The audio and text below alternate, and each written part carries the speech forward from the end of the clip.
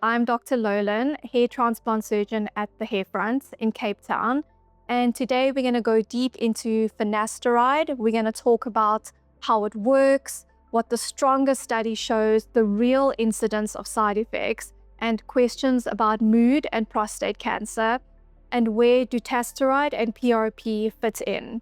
I'll also touch on topical finasteride that you get in foam or spray form, and my own prescribing protocol, and the references will link them all in the description. We're quickly going to go through how finasteride works. Basically, finasteride blocks an enzyme that converts testosterone to DHT in the hair follicles. And less DHT means less follicle miniaturization, and therefore your hair can recover in thickness. In a 5-year multinational study published in the European Journal of Dermatology, 86% of men maintained or improved their hair at 1 year, and over 90% maintained or improved hair at 5 years. Meanwhile, the placebo group steadily lost hair. So this makes finasteride one of the best proven medicines in hair restoration. We're quickly going to go through dosing and my approach. So the normal dose of finasteride is 1 milligram daily, and all the studies are based on 1 milligram. Even 0.2 milligrams reduce DHT significantly, and many men respond very well to 0.5 milligrams with much lower incidence of side effects. And that's why in my clinic, I often prescribe 0.5 milligram finasteride, and then sometimes we combine it with 2.5 milligrams of oral minoxidil.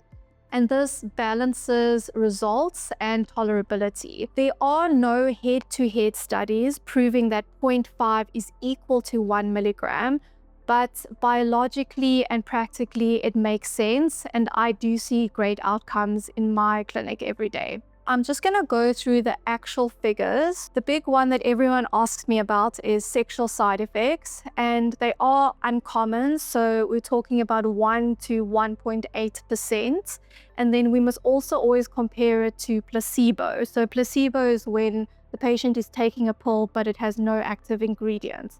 And you can see that libido is 1.8% complaints, and then placebo with a lower libido is at 1.3%. Sometimes that can happen. Your libido can go down even if you're not taking the medication.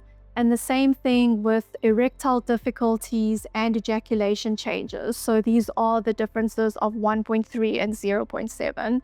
and 1.2 and 0.7. Most men who stop the medicine, the side effects will resolve, and many who continue the medication, the side effects actually improved. Other rare effects can be things like breast tenderness and rash, but these are very rare.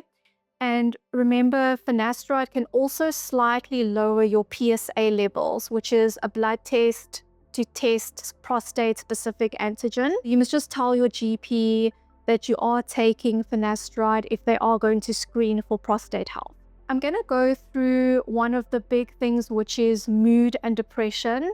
And then the other one is something called post-finasteride syndrome that a lot of patients ask me about. Some reports have suggested that there is a link between finasteride and depression or suicidal thoughts, particularly in younger men. So these are men below 25 years. Studies like those in the Journals of Dermatology and the JAMA Network, they did not show an increase in the risk of suicide overall, and the results on depression are actually quite mixed. The regulators of the drug do advise that doctors discuss the mood changes with patients, and also to stop treatments if there are severe symptoms. And then post-finasteride syndrome, that refers to persistent symptoms even after stopping the medication. But high quality evidence has not proven causation, and in my practice, we monitor mood carefully and then we will adapt the treatment if needed.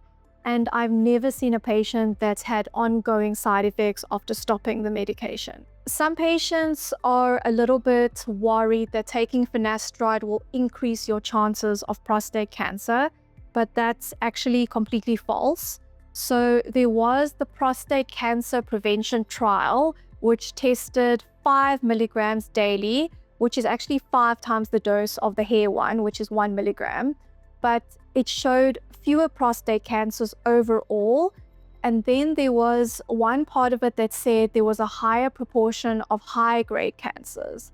And actually, this is just due to a detection effect. So finasteride shrinks the prostate, which means that all the biopsy samples that were taken from the prostate gland, they showed more aggressive cancers because they detected them more easily. But it doesn't mean that the same cancers were also in the patients that didn't take finasteride and therefore had bigger prostates.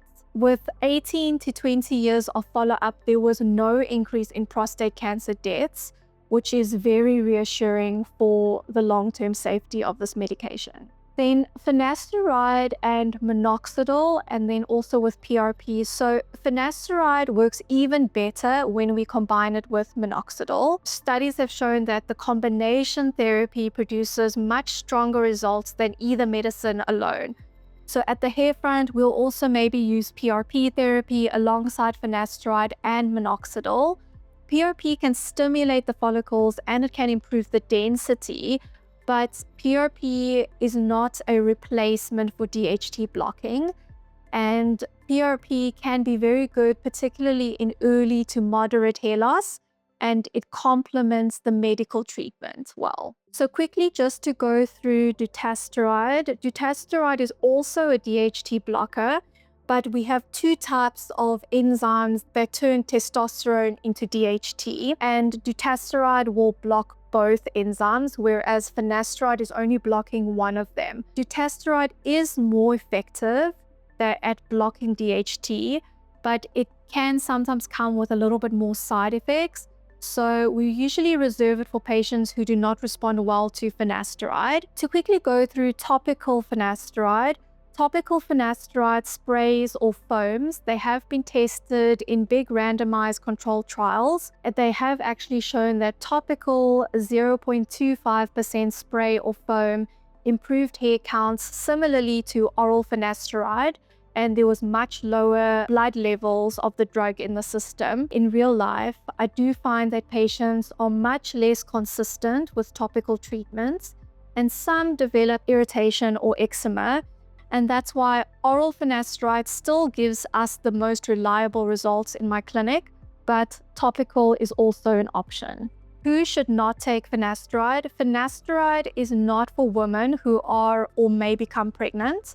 Crushed tablets should not be handled by pregnant ladies, and it's also not for boys or young men without proper evaluation. And if you have a history of depression, we do discuss the risks and we monitor everything carefully. So at the Hairfront, I design a personalized treatment plan for each and every patient. We usually start with either 1 milligram or 0.5 milligrams for men, where we want to balance side effects and results, and I will often combine it with oral or topical minoxidil. And then in some selected cases, we do add PRP or dutasteride. And then we review all patients at 3 and 6 months, and we adjust if there are any issues. In summary, finasteride is one of the most effective medications, and it is proven to stop male pattern hair loss and to thicken your existing hair. It's safe in the vast majority of men, and when combined with therapies like minoxidil, it can deliver excellent results. If you'd like a personalized plan, you can book a consult with me or ask me any questions.